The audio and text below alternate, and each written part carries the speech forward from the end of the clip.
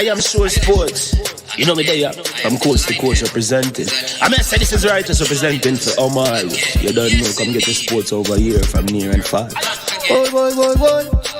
Me say I am sure sports, one thing me sure about. When me say sure, that me not doubt. Come get your sports, get it over here. Come subscribe, repost and share. I am sure sports, one thing me sure about. When me say sure, that me not doubt. Come get your sports, get it over here. Come subscribe, repost and share. If me not sure, that me not say it. Know who score, that me not say it. Never know the game play, that me not say it. If me never seen a game, me no know who play. For your sports news, better come over here so. For your soccer news, then come over here so. If you don't love sports, still come over here so. For the day done, you are gonna love over here so.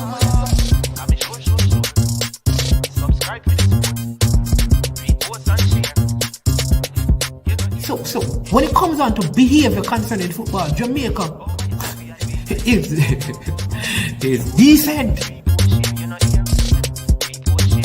I am sure that if we can get all of these things done, set in place by the end of April, it gives us enough time before the World Cup campaign. Not afraid of no Brazil, no Argentina with these crap of players. We are good enough. Remember, like, subscribe, share. Listen, comment, let me know what your thoughts are.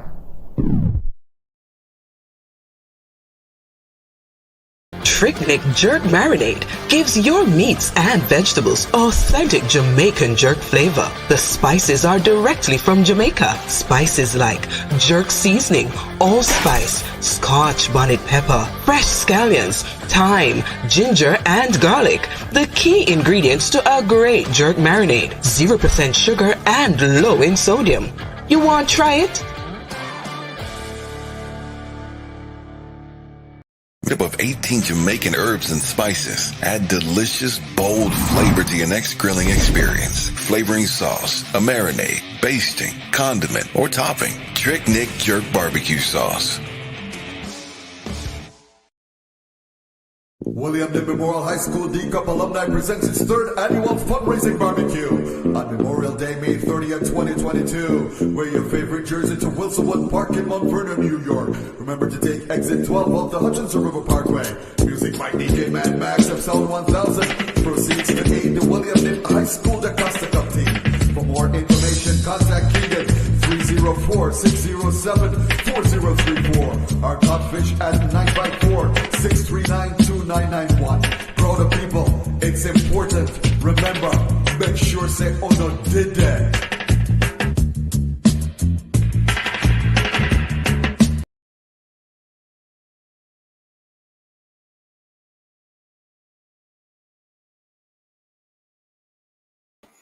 Hello.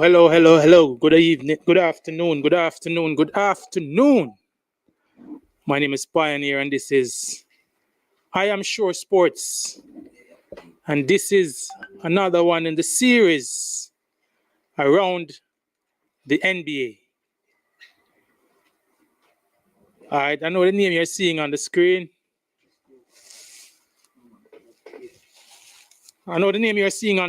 Is Manning's Man, but we'll correct that in a little while. But my name is Pioneer. This is I Am Sure Sports, as I said before, and this is around the NBA. It's a while we haven't been here. Interesting happenings around the NBA, gentle folks. Very, very interesting happenings.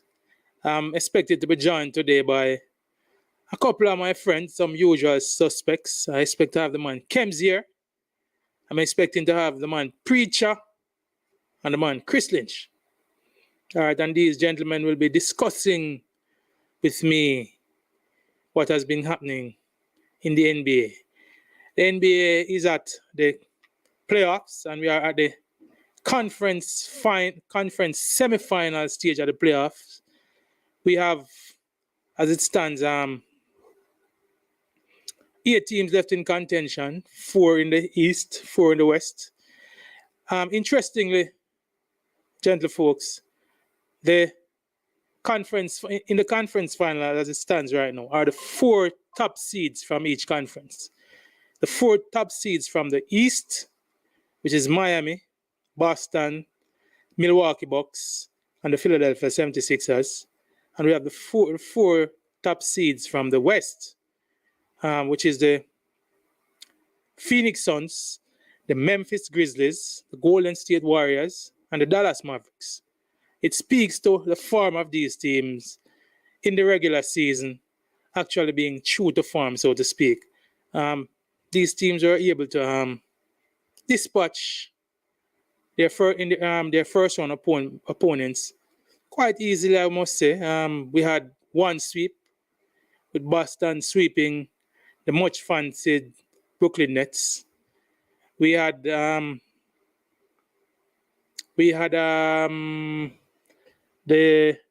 Bucks taking care of their business also. We also had the Dallas Mavericks putting the Utah Jazz out of their misery. Jazz, again, has flattered to deceive in another season. I think we are coming towards the end of this Jazz team as it is presently constructed. I'm looking forward to them breaking up this team. Donovan Mitchell, Rudy Gobert, understand that there are chemistry issues. There are issues with both gentlemen not getting along. Out west, the Golden State Warriors handled the Denver Nuggets pretty easily in 5 games. There was an exciting series between the Memphis Grizzlies and the Minnesota Timberwolves. Memphis handled their business in 6. The Pelicans also put up some amount of resistance against the Phoenix Suns, who we have as the best team in the NBA. But again, Phoenix got by them pretty comfortably. So now we are in the business end, gentle people. All right, I want to welcome all the virgins on the stream. I want to welcome the regular suspects who are in the stream. Pagan 180, you're here, brethren. Demo, J9, you're here. Horace, Countryman, Holmes, you're here. Big up Countryman, you're here. Good to have you, sir. And as usual, we have a brethren out of East. I'm in Boston Pioneer.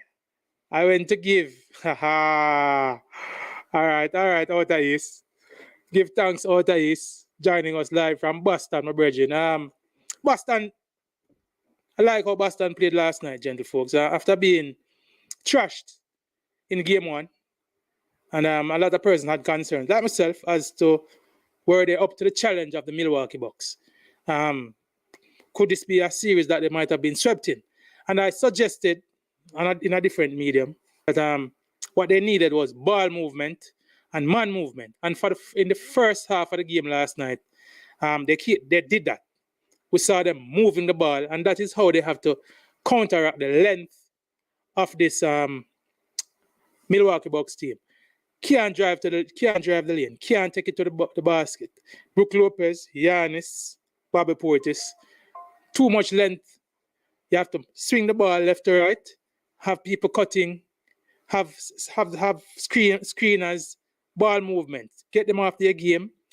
And we saw last night that when Boston did that, they were quite effective in the first half. In the third half, they resorted to the bad habits of game 1, and the Bucks made a little run there. And then in the third quarter, they resorted to the bad habits. In the fourth quarter, you saw where they went back to what worked in the first quarter, and they handled the Bucks pretty well. Series interestingly poised. The Bucks have managed to wrestle home court advantage, but I see this series going 7 games. The Boston Celtics have a stellar defense. Grant Williams, Robert Williams, Jason Tatum is playing defense on a whole nother level. Jaylen Brown is playing some stout defense also. They are now presently without Marcus Smart, their defensive maestro and current defensive player of the year. Out with a dual injury, a stinger in the shoulder and a quad injury in the hamstring. We're hoping that he will be back sometime during this series because I think he offers something to them and they will need him, especially against a Jrue Holiday in this series. So, interesting series. Last night we saw, a barn burner between the Golden State Warriors and the Memphis Grizzlies. Ja Morant coming up chump for the Memphis Grizzlies, coming up big down the stretch, scoring all of 47 points, proving to be the superstar that a lot of persons have picked him to be or tipped him to be. Exciting player. I can't say there are not too much we can say about this gentleman. He has, in his short time in the league, he has shown that he's one to be reckoned with, one for the future. Probably the face of the league in a little while from now. That is going to be an exciting series. Even though personally I expect the experience of the Golden State Warriors to come up chump in this series. The series now moves back to the Bay Area. Golden State, in winning game 1, has actually gotten home court advantage, and that should go well for them in the series. Let's see how that works. I can't wait on game 3, people. The series is full of the pace of which basketball is being played, the excitement of the series, the shot making, the play making. Trust me, this series, I think it's gonna be go. I had picked Golden State in 5. I think it could go 6, but I have Golden State winning this one. So let me say welcome to the man himself, the man who they call the voice, the man Kemz. What up? Live from outer Florida in the US. Hey, what going on, my brethren? How have you been enjoying the playoffs so far, brother? I came on the right time when you're talking that all that stuff. I came on the right time. All right, so we could dive into it since you want us to go there. All right, so the playoffs. Let me read this comment from Pagan one here. The Pagan one is the Bucks pick and roll was kind of working in the fourth quarter. There may be an adjustment there to be made by the Bucks come game 3 in Milwaukee. And this is the beauty of basketball, and this is why I love the sport. I mean, from one game to the next game, it can look like night and day. And this is purely based on adjustments that the teams and the coaches make. And this is why I like this game. It's somewhat reflects life as to how you can change your fortunes by changing your position, changing your methodology. You know what I say? Changing your MO. So we saw that. We saw Boston doing that yesterday, and Yep. you expect that Milwaukee will come game 3. They will make their adjustment, and they will come becoming hard on their home court. So back to what we were saying now, Kemz. We could go to the Golden State and Memphis series. And for the record, for those who don't know, and I'm sure everybody in here, that Kemz is an anti-Golden State virgin. Yep. See? So we have to preface him comments based on his stance as being an anti-Golden State man. So, Kemz, tell me how you see the Golden State Memphis series. How you saw the 2 games that has elapsed, and how you see the series going forward. All right, so let me just take it a little bit back really quickly. So Ja really struggled in the Minnesota series, and I said that it was a bad matchup for him because they have all big players. Every player that there is bigger than him, they're going to push him around. They're a little bit more physical. I said in the Golden State series, I said it, on another podcast that, hey, in the Golden State series, I think Ja will be unstoppable. One, because him like play against Golden State. Even last season in the play-in, him like to play against Golden State. Always have good games against Golden State. And I don't see anybody on Golden State who could stop him. Why? Because Klay Thompson is not the same defender as he was before his Achilles and his ACL injury. He's a bit slow. I mean, he's still a big body, but he's not as agile, not as all right, frisky. For the record, I would say Gary Payton guarded him well in game 1. I don't think so. Let's welcome Chris Lynch. Welcome forward, Chris.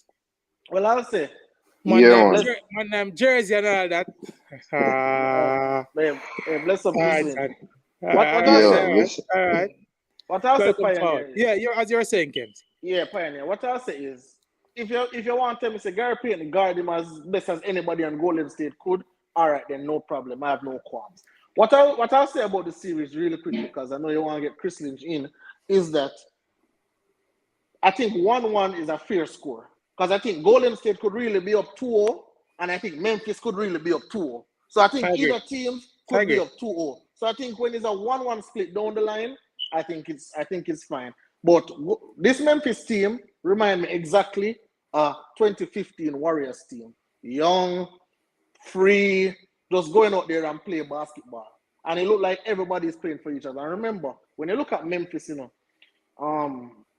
Bain haven't come to the party as yet. Dylan Brooks seemed like a liability there. There is still no Steve Adams, and I believe that is a big reason why Golden State are out rebounding Memphis, along with effort as well. But what I will say about the Golden State side, and everybody know I'm not a big Golden State fan, I don't believe Steph is going to play so poorly, and I don't believe Clay is going to continue to shoot so poorly. Listen, they were 16 for 44 last night. They got some wide open looks, they were just not making them. I don't think that's going to happen in the Bay Area. They're not missing them. They're not missing those in the Chase Center. And when you look at Memphis is scrambling around, but listen, Golden State moved the ball at a very high level.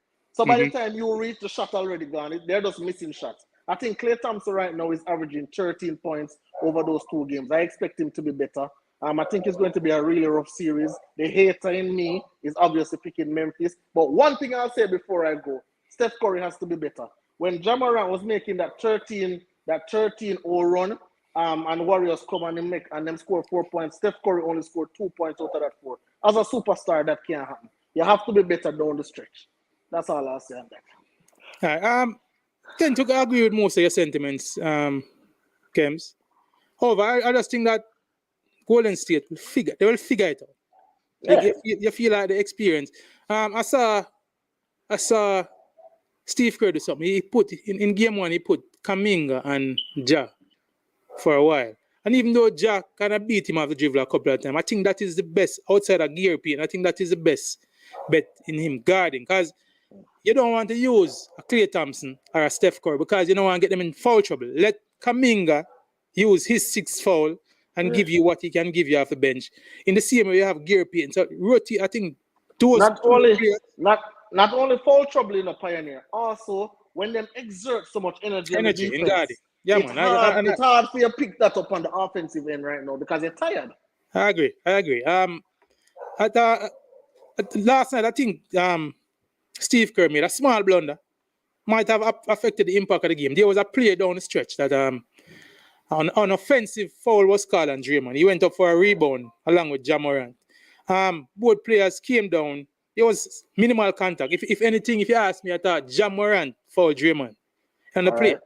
I was screaming at my TV for the coach. I think there was 2 minutes left in the game or something. Use his review. He ended the game with his review in his pocket and never used his review. I have a problem. I have had a little bit of problem. Not a big problem with the officiating in the 2 games so far. You saw what happened with the German flagrant 2 in game 1 and being kicked out. And we saw what happened on the stretch with a couple of plays that where obviously the ball went off Memphis and the refs declare a jump ball and Memphis came up with the ball. And last night, I had a little bit of issue with some of the calls last night. I don't know. Probably think that... One quick second, the Pioneer.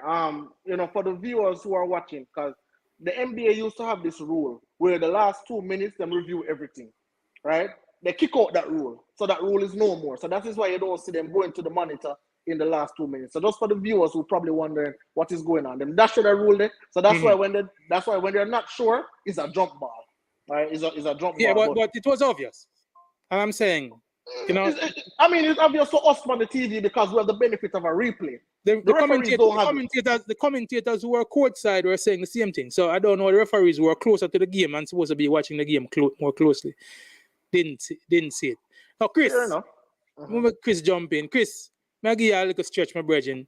Tell us what are your views of the playoffs so far, and if you want to get into some of the details of some of the series that are being currently played. Big up to you and Kemz and the viewers. Yeah, man. You and Kemz have it. I've said a lot. I guess I just need to add some things, just to pick up where on the referees play. I think yeah. Because basketball is a sport, we have so much referees around the court.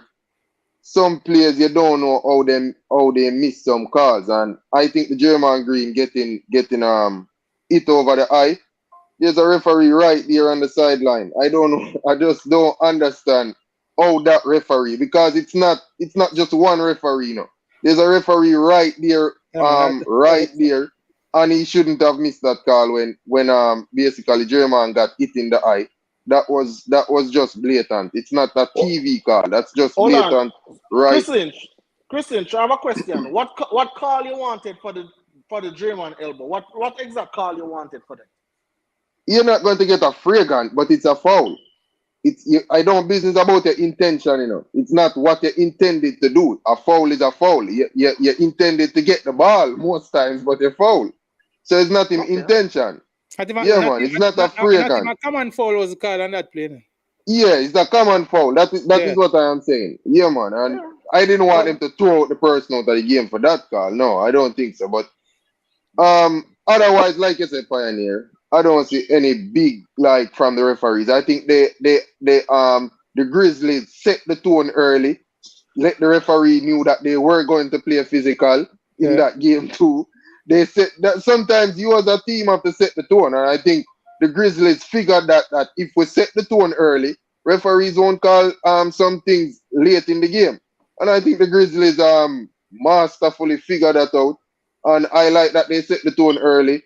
And the big part about this game is Pioneer. Golden State one up, and people must realize this was at Memphis home. Yeah, This game is a must win for Memphis. If Memphis doesn't win this, it's goodbye. Everybody's singing goodbye. This is two home games. So Memphis understand that and know that going back to Golden State, they lost two of these games on their home court. Golden State just winning back one at their home would have been 3-1 up in the series, and Memphis answered, and I'm happy that they answered because we want it to be a long series. And I think that we talking on the podcast, I think you, Kemz, everybody that has came on agreed that this Memphis team was a nightmare matchup for Golden State, yeah, man. for Golden State. So it's playing out like we expected. Like I said, the two games were close, but that last game I think is more of a poor shooting night from Golden State. Clay, Steph, see them making Steph even hitting the back, open three and hitting the back, Yeah, man. the backboard and open three and all of those things. I don't expect that to happen. Jordan Poole shooting air balls. Yeah, it was one of the typical games that Warriors normally tend to lose when they were in song with when they were the Splash Brothers. When they don't shoot good, when the tree is not dropping, then people used to say, what's going to happen? But that's how Golden State play ever since then, and it has worked out for them good. So I expect it to be a close series again, going back to the Bay Area.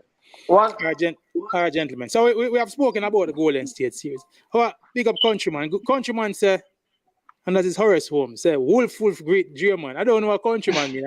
I think Countryman is trying to say that German is always the man who is inflicting wounds, and maybe now it's his turn to be on the receiving end or something. But such is the nature of the sport still. I have a question for you, Pioneer, really quickly. Yeah, go ahead. I have a question really quickly. What do you think about the notion that Golden State might try to trade Klay Thompson? Because, listen, Jordan Poole is an emerging star. Klay Thompson is no longer even 80% of the player he once was. His contract is big and heavy. Obviously, Jordan Poole is going to want to get paid. What do you think about the notion of probably, hey, I know there's a sentimental thing to Klay, with the Golden State Warriors, but when you look on the business side of it, what do you think about, probably have to trade Klay Thompson? Boy, hey, Kemz, Kemz, the man is coming off 2 years, 2 consistent years of being injured. Understood. He has been back in the league 5 months since December. I'm going to say January, February, March, April, 4.5 months. Understood. He has been back in the league 4.5 months. He has had towards the latter part of the regular season, he has shown glimpses of him old self. All right, trust me, Kemz. Before this series is out, you're gonna see Klay Thompson in full effect. I don't see the Golden State Warriors breaking up the trio of Steph, Klay, and Draymond. I think, and this is, and I understand what you say about sentiments, but these are quality players. These are players who, one, fit the culture of the team. These are players who, two, fit the system of play of the Golden State Warriors. We don't expect Klay to be shooting poorly. He has had 2 subpar games. But personally, I don't expect that to continue. And I think the deeper, there's a thing called Game 6 Klay now, where if it gets to that, we're going to see Klay Thompson in full element. And Okay. but I don't pay. The Golden State Warriors has shown that they are willing to pay the luxury tax where it's necessary. So Poole will get him money. And But they're over the thing is, they're over the limit. They're over. But we're gonna discuss that still. We can stick to the playoffs because I know you eagerly want to break up my team. What the hater on deep people. No, let's see what them for me. Big up CC Sports Lab in the house. Big up Donovan. Memphis beat Golden State 3-1 in the regular season series. But Donovan Moit, at no time during that regular season was Golden State whole. There was one game Draymond was out. The other game Klay wasn't back yet. One game happened early in the season. So I think this, now that both teams are healthy, is a more true reflection of how they will, this is the ultimate. One team is on the rise in Memphis. One team has some OGs and some young stars. I think this is a very good poster for the NBA, if you ask me. So, gentlemen, let's look at the other series as they exist. Previously, before you gentlemen came on, I was talking about the Celtics and the Bucks. Chris, tell me how you see that. Tell me how you see those 2 games that had elapsed, and tell me how you see the series going forward. It was a similar feeling as to the Memphis game, the second game. The first game, the Bucks won that game and looked so convincingly, let people basically backing off of what the Celtics does, because they were playing good basketball. But the Celtics were the only team that sweep in the first round, surprisingly. The second game, though, Pioneer with the Bucks, it was the same thing. Celtics was playing for the series. It was a series deciding game. The Celtics are at home, and if the Bucks goes up 2-0 at the Celtics, it's basically one game away, and then the Bucks will feel very confident winning, closing out at home, even if the Celtics would have get one at Milwaukee. So it was the same thing like Memphis. The Celtics were playing for their series. And they turned up. Jalen Brown shot starts to drop. Tatum turned up. They understood that the first game, that type of effort could not get past the Bucks because of what Giannis was doing and what Jrue Holiday turned up in that game.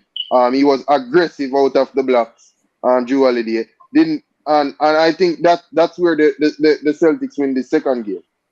Those shots were dropping. Jrue Holiday fell off a bit offensively from the first game because they are missing Middleton and they need Jrue Holiday to step up as that second scorer and take some of that load off Giannis.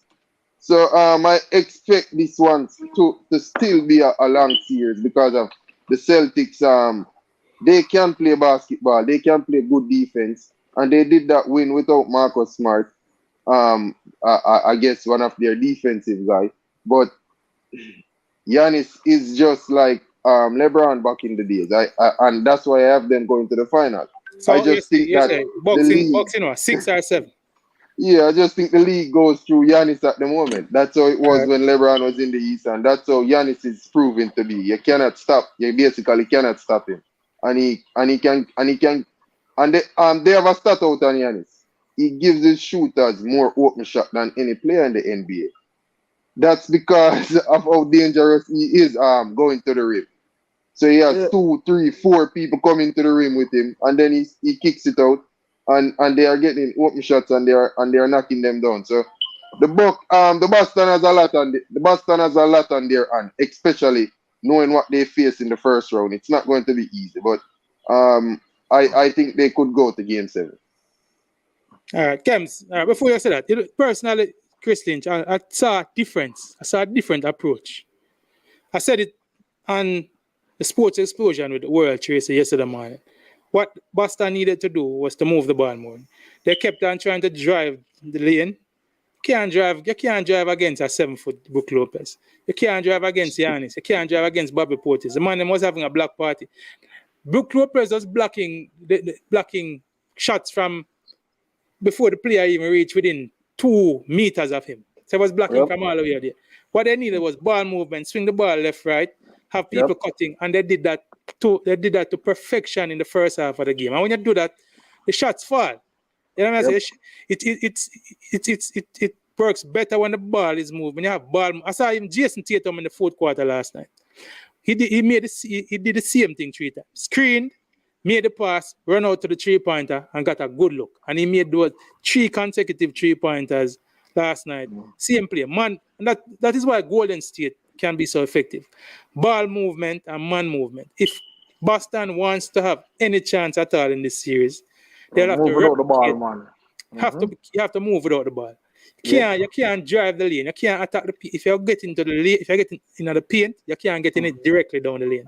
You're gonna have to be cutting, all right, and you're gonna have to do some screening, come off of some ball screens, and it's more effective. You can't length, they don't have the length. And Giannis obviously has a big advantage. I see Robert Williams, who I think is a big body, bounce off of Giannis and look like, like a sponge. So Listen, see the series, Virgin.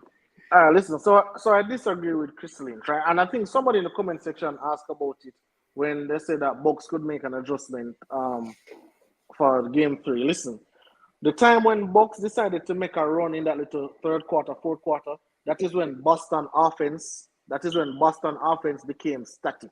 They stop moving the ball, they start going ISO. When you start doing that, you're playing in the Bucks' hands. As you say, you have to move the ball and you have to move without the ball. When Tatum do that, he gets buckets. Let me talk about Chris Middleton. A lot of persons say, oh, they're going to miss Chris Middleton. You're probably missing. But I believe that the Bucks have the advantage with the Twin Towers. With the Bobby Portis who can move his feet and can shoot the 3 and can go inside. Brook Lopez can move his feet, can shoot the 3, can go inside. And obviously we know Giannis is Giannis. I believe that defensively, Boston has been absolutely amazing.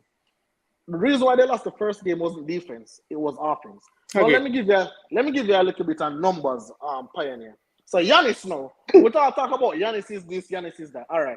In this series so far, 2 games, right? Giannis is shooting 38.5%.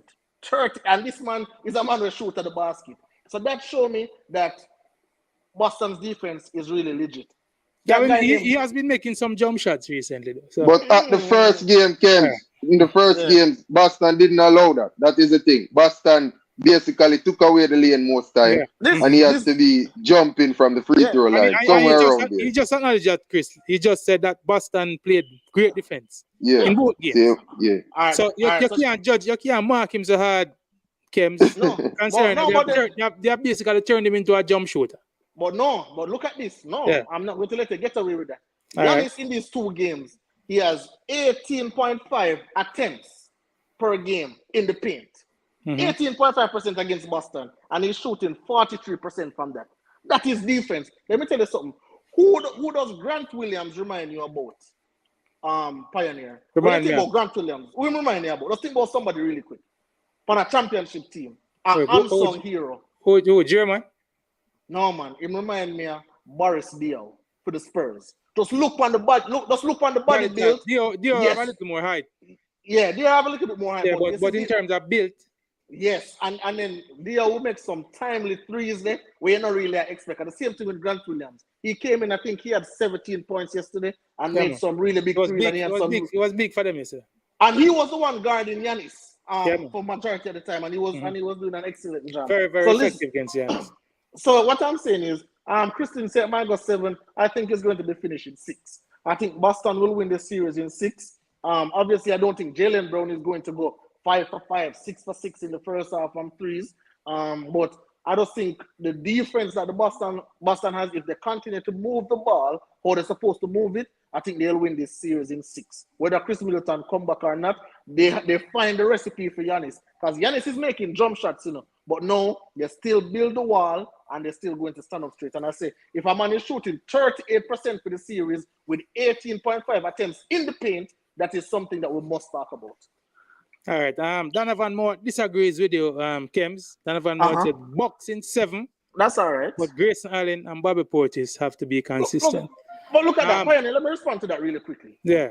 So Donovan Moore, listen. If you are going to tell me Bucks in 7 and this is who you are depending on, then you are in trouble.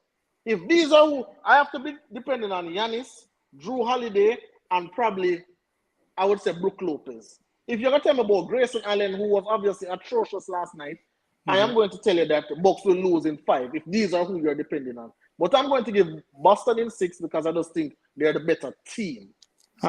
Grayson Allen had 2 good games in the first series. He has been kind of dismal in the first 2 games of this series.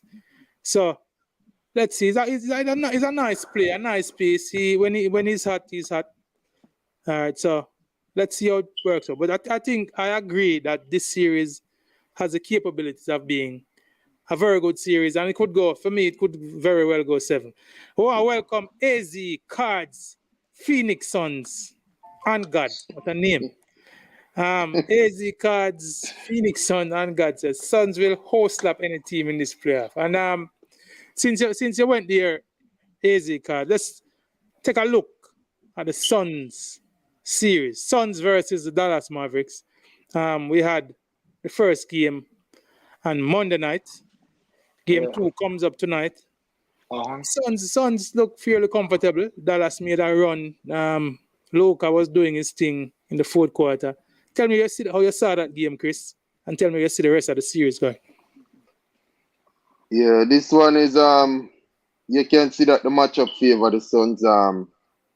Once Chris Paul stay healthy, Devin Booker healthy, then the Suns are making it to the NBA final. That's what I felt when the season started, and I still feel that way.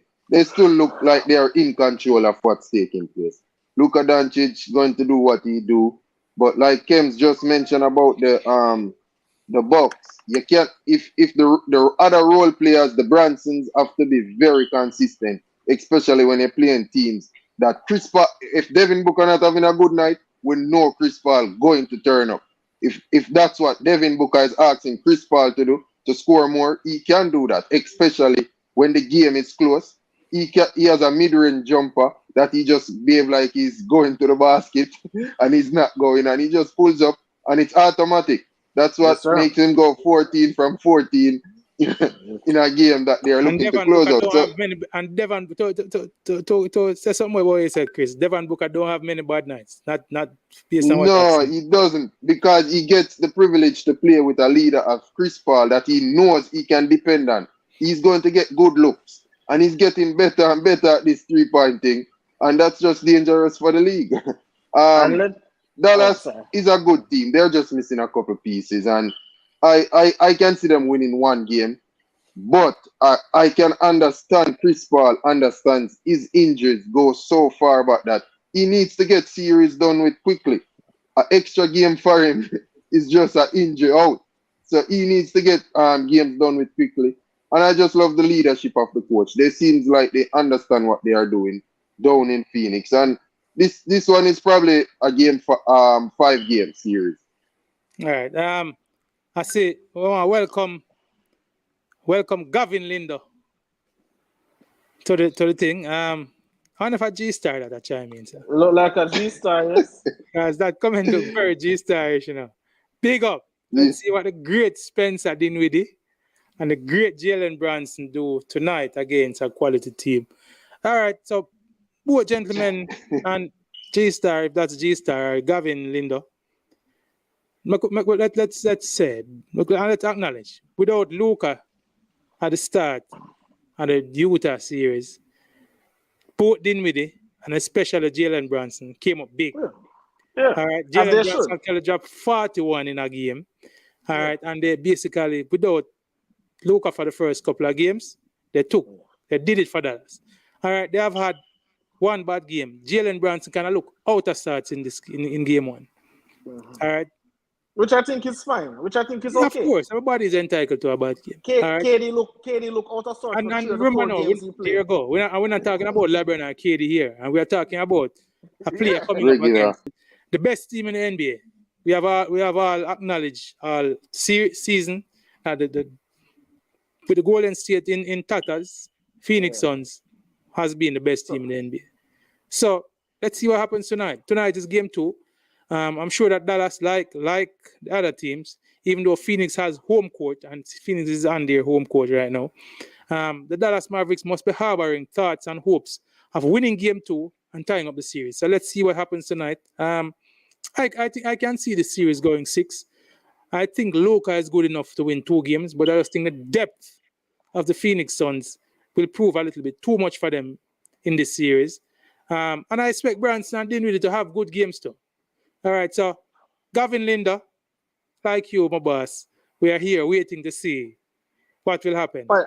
Pioneer. Right. Yeah, go ahead, Kemz. Pioneer, listen. So, all right.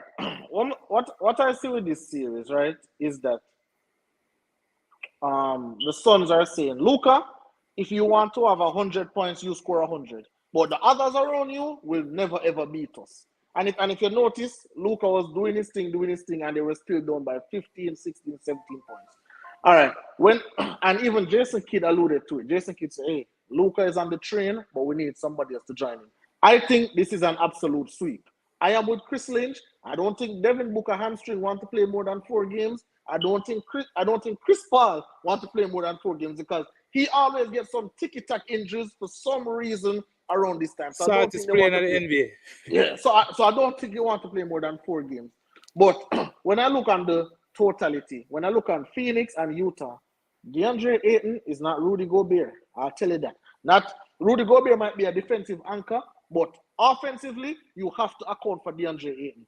Offensively, Dallas not accounting for Rudy Gobert because all them are going to do are dunks, but he has no moves. DeAndre Ayton would pull you away from the basket, shoot those jumpers, have those turnaround hook shots and all that. So Dallas have to account for him, but Dallas doesn't have a center who can account for DeAndre Ayton. So that is always a mismatch. And even though we talk about Booker and CP3, DeAndre Ayton, I think he only missed 3 shots in game number 1.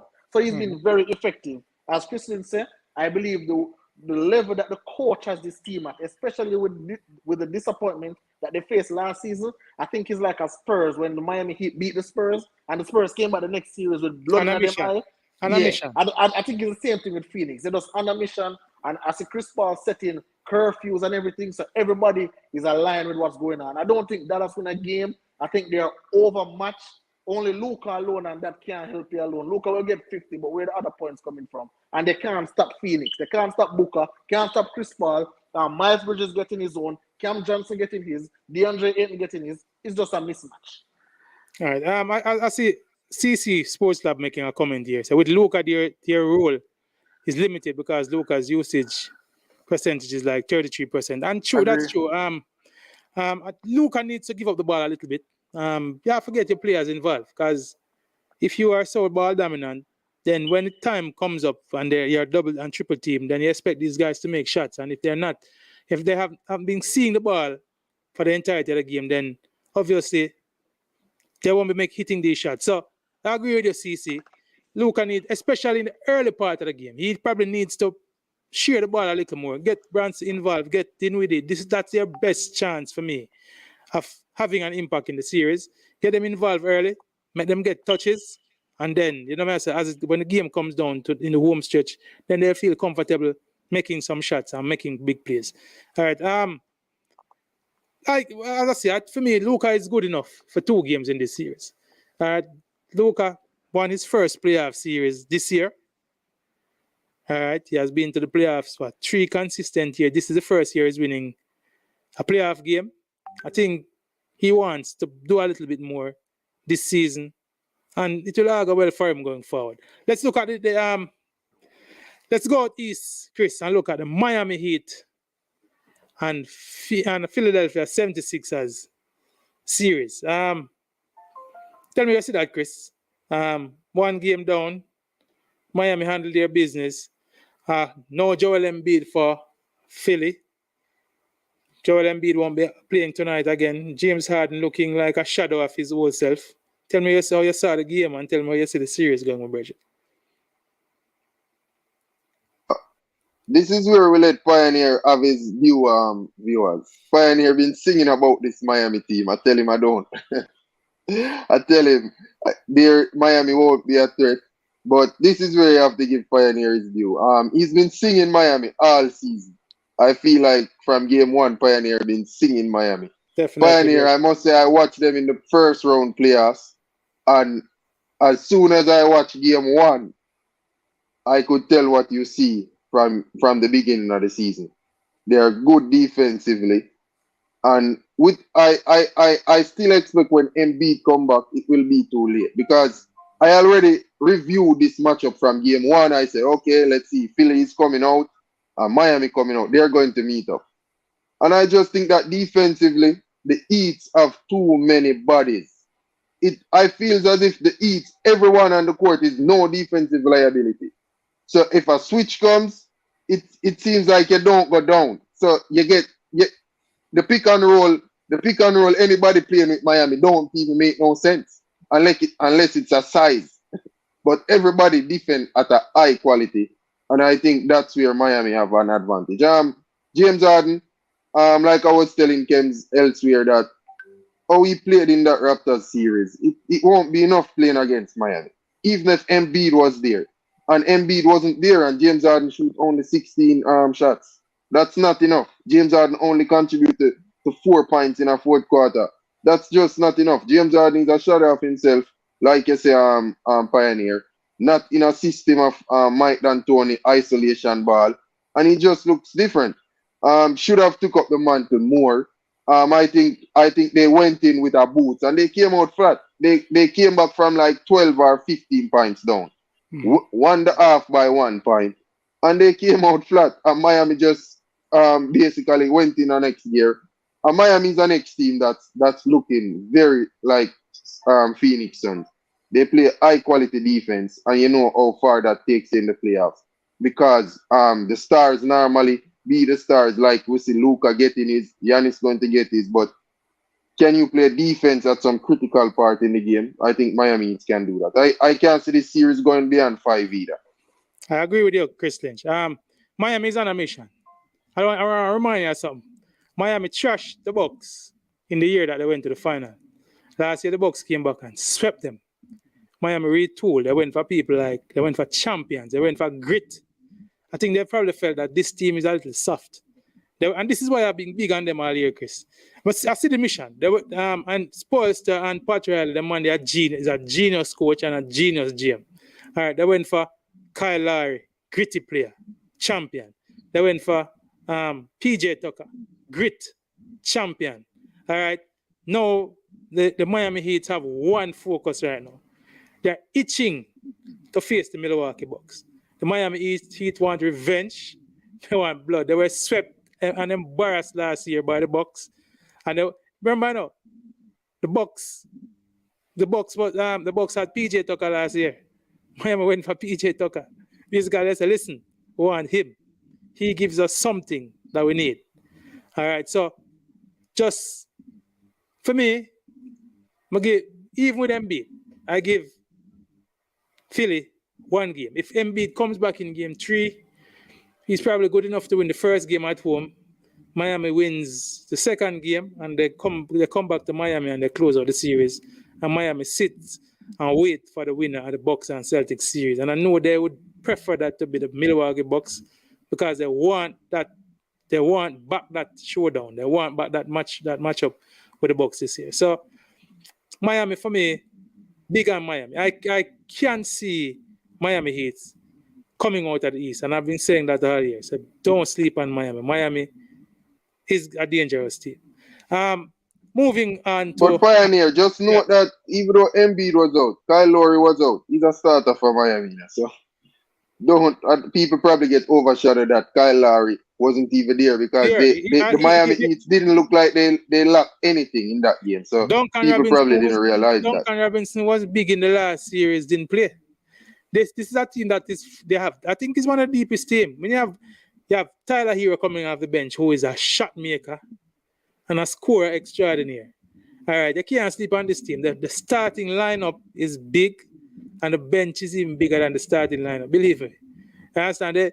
Everybody on the team is a playmaker, and a shot maker. Bam can do his thing. Butler, as I said, Tyler Hero, Duncan Robinson, Vincent.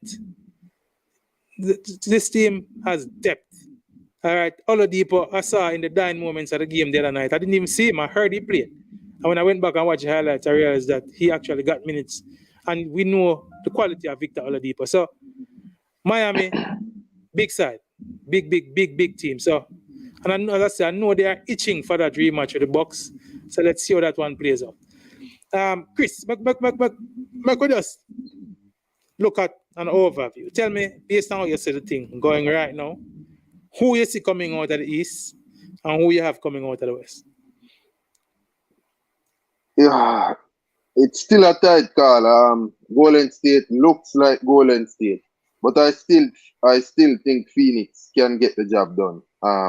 It should be a good that should be like an NBA final. These two conference final, I can't see any team going less than 6 games. Should it be either Memphis with Suns? I can't see less than 6 games. And these conferences might go to 7. But in the West, I'm not moving away from my original pick, the Suns. And I still think that they, like you said, for Pioneer, they have unfinished business. And I just think that Golden State, if they do come out, I still think that Phoenix think that they are the better team and very confident can beat them. And same thing if the Grizzlies do come out of that series. I can't see Dallas coming out of the Sun series, so that's why I'm not even putting them there. But in the East, Miami Bucks. I'm still sticking with my Bucks. My Bucks Phoenix. Yeah, predicted a repeat of the final from last year, Chris. Yeah, so I'm still sticking with them. Both looking good. Middleton, obviously, if they're going to do anything against Miami, Middleton is needed. If Middleton is not back and playing good basketball, Miami more than likely will walk away with that one because the defense, I think, is just going to be overwhelming. But it should be some interesting basketball, Pioneer. I think I've never seen the playoffs so more excited in a couple of years now. It's been very exciting playoffs thus far. I agree with you, Chris. And as I said, it speaks to the quality. And as Countryman pointed out, and I pointed earlier, the seedings, the top 4 seeds prevailed. So that speaks to, these are the teams that have been doing well throughout the season. Now they are in the playoff. They are it's kind of just regrettable that Embiid is injured. I would have loved to see him in this series versus Miami, even though I would have still have had Miami in the series. But I've been interested to see him healthy throughout the entirety of the series. Pagan 180 is asking what is wrong with Harden. Like seriously, well, for me, Pagan 180, I was never big on James Harden. And trust me, I was never a big James Harden fan. Resented his style of play. And I like this trying to get a foul. I don't like players who play to be fouled, for win fouls. All right. Talented player, obviously. Love the step back three. Love the ball handling skills, but I've never been sold on James Harden. All right. I've said this on this podcast before. Has James Harden owes basketball fans some great player performances. A player of his quality should be coming up better in the playoffs. He has come up small for me too many times, and as I said, I was never the biggest James Harden fan. I think he has lost that step. I think James Harden, the hamstring injury, which he came from Houston to Brooklyn and then re-aggravated, and that kept him out at most of the postseason last year. When he came back, he was a little gippy. I don't think that has fully healed. James Harden is obviously a man who doesn't take care of his body in the way like LeBron James or other players do. You understand? Or Steph Curry. James Harden seems like he He has put on a little weight. He has lost a step. He's not as explosive as he used to be. He struggled to beat players off the dribble now. I haven't seen James Harden have one of those explosive drives to the basket that we are used to seeing him having. All right, so he's now trying to play the role of a facilitator at Philly, but he has lost a step for me, and this might be another disappointing. This is going to be another disappointing season. Does he stay in Philly? How do they build around him? Does he coexist with Embiid in Philly? All of those questions we'll see, and we'll have them answered going forward. For me, Christian, yeah, Pioneer, I think you get the James Harden thing right. He's basically another jump shooter. You know, outside of the step back, he has a runner in the lane, and that's about it. So his game is very limited, and they took away that foul thing where you dive into players and get fouled. So obviously those things impact his game. And like I said, when I look at a Chris Paul going to 37 and James Harden is like 32, 33. Yeah, it just tells you that he's basically fall off big time, and it's a disappointing thing because he ran from Houston to the Nets. Now he ran to the Sixers, and now the Sixers would basically looking for the James Harden that they saw at Houston because of what Ben Simmons was, and he's basically trying to pull up Ben Simmons. He's becoming a facilitator. That's not going to cut it. No. Houston needs Philly needs him to be a scorer. Welcome, Gunners boss. Pine Action to the stream. Pine Action is a heat taking the bacon, like I said from day one. All right, Pine Action. Let's see. No, you're a Miami Heat fan, my virgin. You have been that for a long time. I'm giving the Heat some love, Pine Action. The Heat, for me, can make some noise. Pat Riley, for me, is one of the genius. This man is a schemer. He sits in the back and he plans his moves strategically. And Spolstra is a very good coach. All right, the Heat is cooking up something. And I think they are cooking up whatever they are cooking up for the Bucks. I think the Heat might be disappointed if Celtics win that series against the Bucks. Because I think the Heat wants that rematch with the Bucks. They are itching and gunning for some revenge. All right, for me still, I've said this about my Golden State team all season. They have been lacking in size. I expect Golden State to get past Memphis, but it's going to be a challenge for Golden State to get past the Phoenix Suns. I look at Javel McGee playing against Luka, stealing from Mrs. Javel McGee, pull off steals against Luka and a dunk. If Phoenix meets Golden State with only Draymond and Looney as centers, I see them using Otto Porter Jr. and at some point I'm going to try to bring in Bielitsa. And Steve Kerr is trying to use Kuminga to play that big man role. But they are lacking in quality centers. They are lacking in quality big men. I've been saying this for the entirety of the season.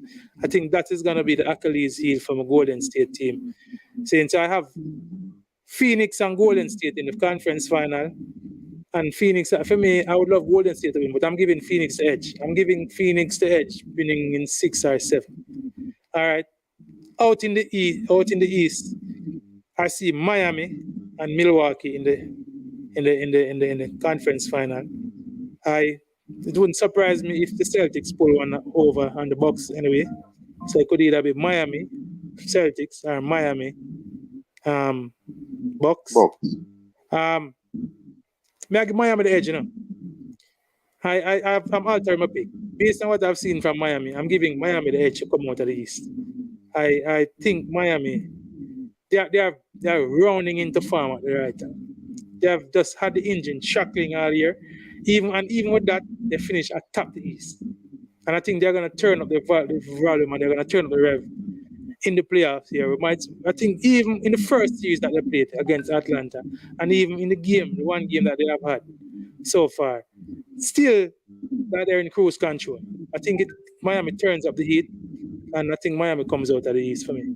All right, so we might be looking at a Miami Heat, Phoenix Suns final. All right, as I said, it would be my greatest pleasure to have my Golden State team playing in the finals, but let's see. Donovan Moore, a Pioneer, you're sounding like Skip Bayless. Man. All right, Bridget. I'll take that for what it is. All right, Gunners boss. Gunners boss said, what's wrong with G-Star? Kevin Durant drop off. It's the biggest guy in the superstar in NBA history. I can't believe this was the same guy we were saying is better than LeBron 2 years ago. We were all disappointed in not just Durant, in the Nets. You know, the Nets series panned out. But for me, I said this all the while, and that's why I point to. That's why Chris Lynch, I've always spoken highly of the Utah Jazz. That's why I've spoken highly of the Phoenix Suns. I believe in continuity. I believe in camaraderie. I believe that when a team comes together organically and plays together for a while, it builds something. I don't like this putting together, of bunching together stars and feeling like that is gonna get it done. And I think that is how we have been saying it all year. Nets plays no defense, and they are too heavily reliant on Kevin Durant and the two superstars. Yeah, man, and they got exposed. They got exposed in the playoffs, and let's see what they will be doing in the offseason. All right, I'm gonna run through a couple of these messages. Pagan 180 said facilitating should be for James Harden in a Philly uniform. all right, Pagan 180. Gunners boss again says Doc Rivers will be fired when the 76ers season ends. He can't coach in the playoffs. How do you keep Joel in? Let me tell you, let me address that, because I've heard talking about it. I think Doc Rivers, Chris Lynch, is damned if you do and damned if you don't.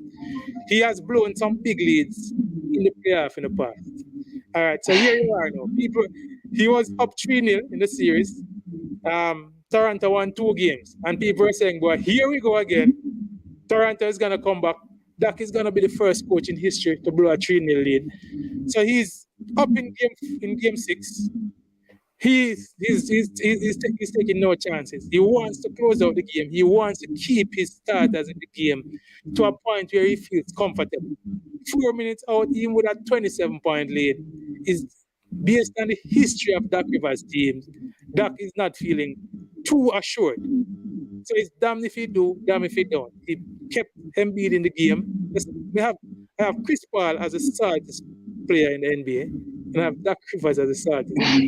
And ironically, both are on the same team at one point. And that team suffered some of the most catastrophe that you could have in playoff history. All right, being up in blowing leads, injuries affecting them. So, as I said, for Doc, it's just Doc's salt reputation coming to haunt him again. It's damn if he do, damn if he don't. If he had taken out Embiid and Toronto had made a push and probably cut the lead, if they even come back to win the game in its entirety and they had come back somewhat, you'd have heard that, Toronto had their starters in. So for me personally, I had no problem with Doc keeping his starters. He wanted to close out the game. So we're not going to beat him too bad. But for me, it's just his reputation as a salt coach. What do you think, Chris? Tell me what you think. And that's why we beat you analyze it perfectly. And that's why James Harden deserves so much beating. Joel went in that game a little shaking up, think he's had a finger. Yeah, man. And James Harden should now come to the party because you want your star to get rest. So at that 3-0 mark, Joel was shaking up a bit with a finger. And James Harden must come to the party now and close out a game for his star that he needs if he wants to win a title so bad, And you want your star man now to get some time to rest. He should have taken it upon himself and close out that Toronto series very early. And that's why that's James Harden. So I give him most of the blame. Who tell you that James Harden want to win a title, Chris?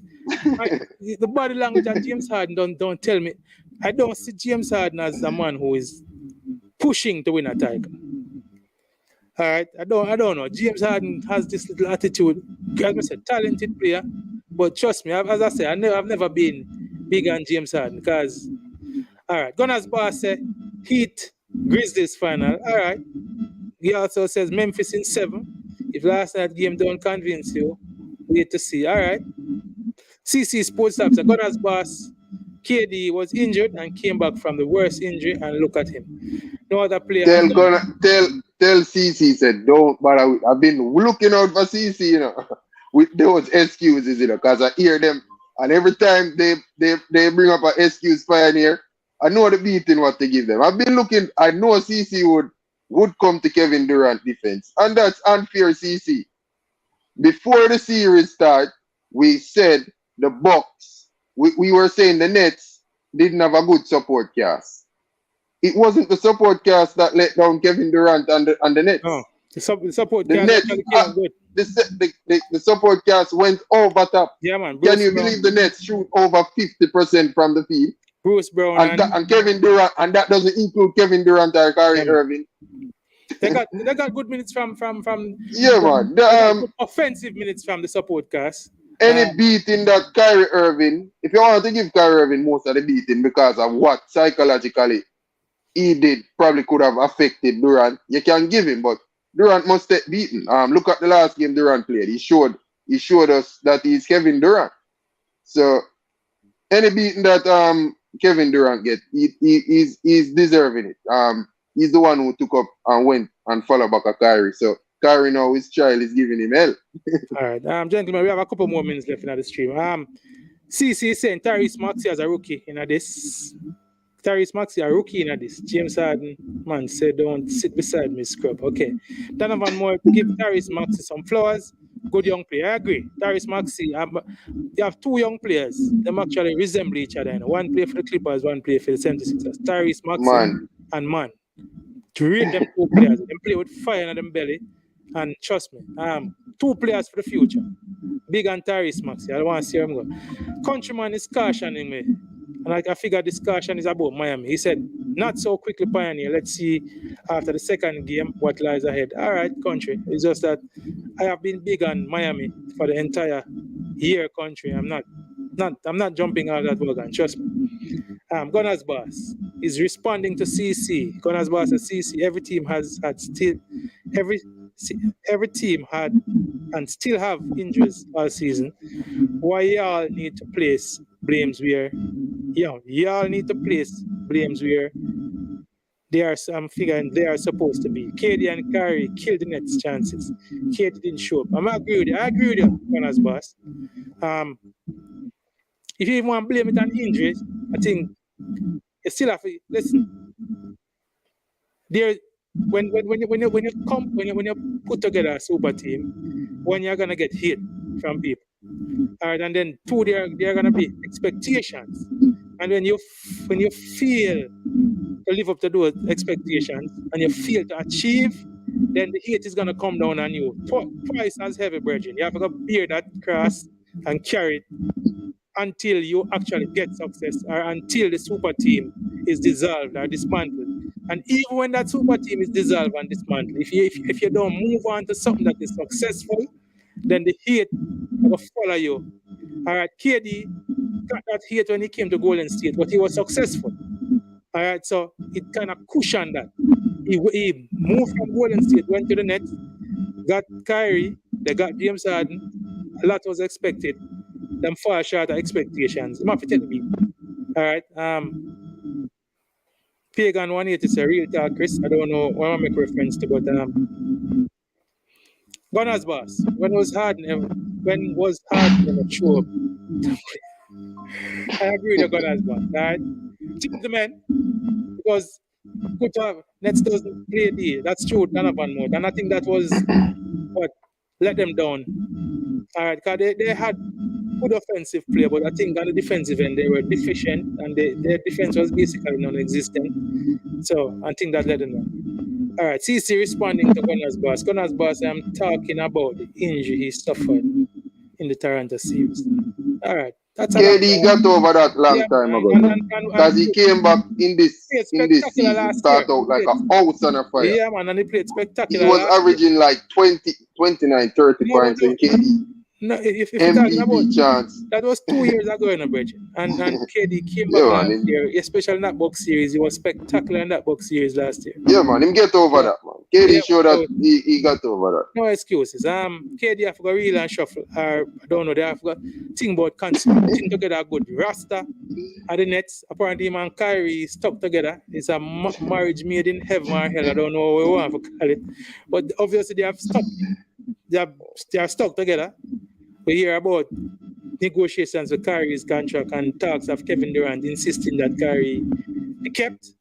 So what they need to do is put together a good roster. Around them, there are two very talented players, two of the most talented offensive players in NBA history. They need to get some success to get over the disappointment of being swept in the first round this season. Gentlemen, in the stream, Chris Lynch, who wants to give thanks, my brethren. It's always good to talk basketball with this, brother. Who wants to give thanks to Kemz. Again, people, for those in the stream, I ask you to like the video before you leave the stream. All right, you know, when you like it, it will drive up the algorithm. We ask you to also share the video. All right. Obviously, you gentlemen like the content here. You're here all the time. We ask you to share the video as much as you can. Invite other persons here. So let them know that there are people here in Jamaica talking sports, talking basketball, talking it at a very high level, making sense. All right, and you enjoy the content. So share the video, invite people to subscribe to the channel. All right. Again, this has been another one in our series around the NBA. My name is Pioneer, and this is I Am Sure Sports. Gentle folks, we'll be back here on Saturday. All right, we'll have had some games tonight. We'll have some games on Friday. So we'll be back here on Saturday to discuss the games that would have elapsed and to discuss anything that has happened or will be happening around the NBA. Let me just read two last comments here. All right, so Donovan Moore is saying, I don't think Golden State can go all the way because they don't have a clutch player. Steph always frees in the fourth quarter. All right. Steph has some amount of redemption to seek. Donovan Moore, I agree with you. And Gunners boss, Klay Thompson is back and playing basketball close to 100%. No excuses for Durant. All right, Gunners boss, I can agree with you. That's no excuses. Durant was excellent last year. Gentle folks, it was good to have you here. It was good to be here. My name is Pioneer, and this is I Am Sure Sports, and we'll see you again soon.